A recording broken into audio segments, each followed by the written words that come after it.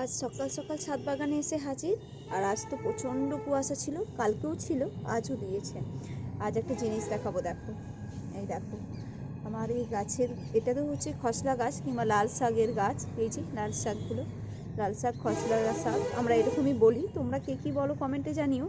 এই দেখো এই গাছটা আবার দেখছি মাটির মধ্যে, এটা কুমড়ো গাছ মনে হচ্ছে, এই কুমড়ো গাছটা হয়েছে।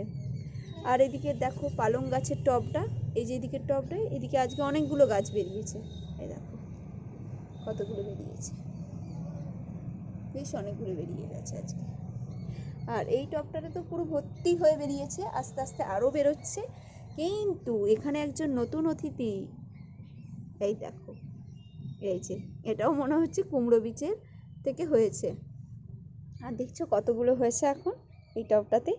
আর এইটাতে দেখো, এটাতে তো বলেইছি, এটার মনে হয় ওই লিকেজ সিস্টেমটা নেই বলে এটাতে খুব কম বেরোচ্ছে। এই দেখো একটা দুটো করে হয়েছে আর কি এটাতে।